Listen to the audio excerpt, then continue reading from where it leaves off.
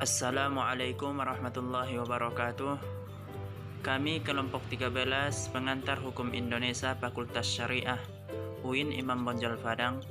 Pada kesempatan kali ini kami akan menjelaskan materi tentang hukum perburuhan yang beranggotaan saya sendiri Ismail Irsan dan saudara saya Taris Pratama, yang diampuh oleh Ibu Masna Yunita SHM Hum.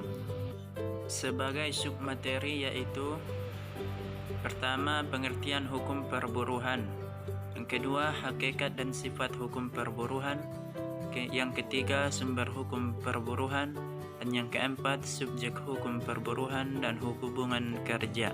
Dan untuk materi yang pertama akan disampaikan oleh saudara saya Taris Pratama. Pengertian hukum pemburuhan. Hukum pemburuhan adalah seperangkat aturan dan norma, baik tertulis maupun tidak tertulis, yang mengatur pola hubungan industrial antara pemberi kerja dan pengusaha, perusahaan atau badan hukum di satu sisi dan penerima kerja di sisi yang lain. Hukum pemburuhan terletak di antara hukum publik dan hukum privat. Dikatakan hukum privat karena mengatur hubungan di antara dua individu, pemberi kerja dan penerima kerja, dan dikatakan hukum publik karena negara melakukan campur tangan melalui pengikatan aturan yang mengurus hubungan antara dua individu.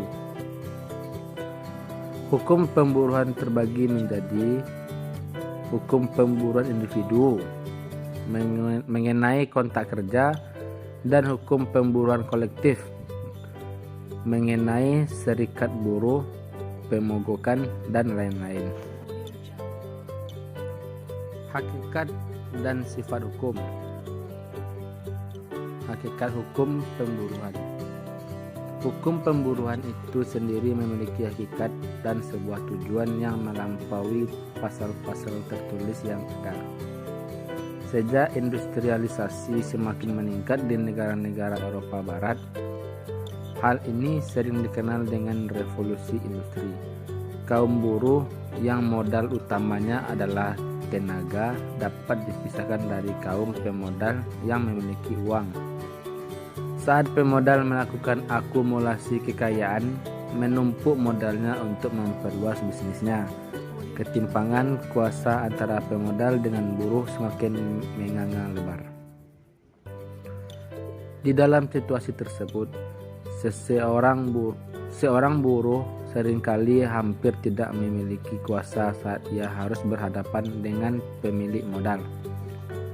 Hal ini mengakibatkan eksploitasi terhadap buruh dapat terjadi dengan mudah, seperti jam kerja yang tidak manusiawi, atau bekerja di bawah kondisi yang membahayakan keselamatan mereka, dan jika mereka menolaknya, maka pemilik modal dengan mudah menggantinya dengan buruh yang lain. Sifat hukum pemburuhan. Sifat hukum ketenagakerjaan. Hukum ketenagakerjaan dapat bersifat perdata, privat, dapat bersifat publik. Dikatakan bersifat karena sebagai kita ketahui bahwa hukum perdata mengatur kepentingan orang perorangan. Dalam hal ini adalah antara tenaga kerja dan pengusaha, yaitu di mana mereka mengadakan suatu perjanjian yang disebut dengan perjanjian kerja. Hukum perjanjian sendiri terdapat atau diatur di dalam Kitab Undang-Undang Hukum Perdata buku ketiga. Di samping bersifat perdata juga memiliki bersifat publik pidana. Alasannya adalah: 1. Dalam hal-hal tertentu negara atau pemerintah turut campur tangan dalam masalah-masalah ketenagakerjaan, misalnya dalam masalah pemutusan hubungan kerja.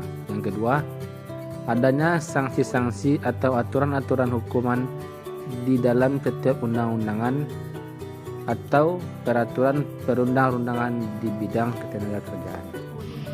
Selanjutnya, sumber hukum perburuhan. Sumber hukum perburuhan di Indonesia merujuk kepada 3 paket undang-undang. Yang pertama, Undang-Undang Nomor 13 Tahun 2003 tentang Ketenagakerjaan yang mengatur hak dan kewajiban pekerja serta pengusaha di dalam hubungan industrial. Yang kedua, Undang-Undang Nomor 21 Tahun 2001 tentang Serikat Pekerja atau Serikat Buruh yang mengatur mengenai hak dan kewajiban serikat pekerja atau buruh secara terperinci. Dan yang ketiga, Undang-Undang Nomor 2 Tahun 2004 tentang penyelesaian perselisihan hubungan industrial yang mengatur mengenai proses penyelesaian perkara yang timbul akibat terjadinya perselisihan di dalam hubungan industrial. Selanjutnya, subjek hukum perburuhan dan hubungan kerja. Yang pertama, subjek hukum perburuhan, yaitu yang pertama adalah pekerja. Pekerja adalah tenaga kerja yang bekerja di dalam hubungan kerja pada pengusaha dengan menerima upah, sesuai yang terdapat dalam pasal 1 ayat 3 Undang-Undang Nomor 25 Tahun 1997 tentang Ketenagakerjaan. Yang kedua, pengusaha.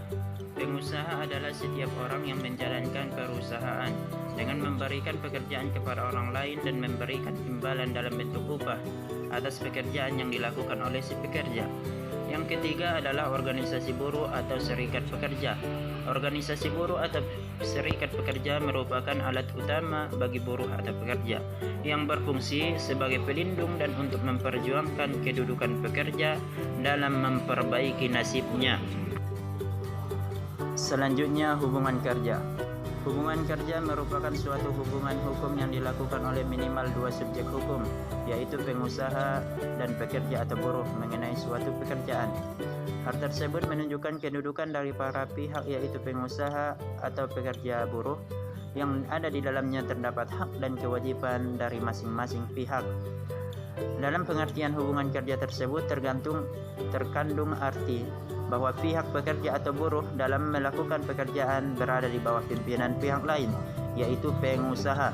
Hubungan kerja pada dasarnya meliputi hal-hal yang berkaitan dengan perjanjian kerja sebagai dasar hubungan kerja, hak dan kewajiban para pihak, berakhirnya hubungan kerja, dan penyelesaian perselisihan antara pihak-pihak yang bersangkutan. Baiklah, cukup sekian presentasi dari kami kelompok 13 tentang materi kita hari ini, yaitu hukum perburuhan. Terima kasih. Wassalamualaikum warahmatullahi wabarakatuh.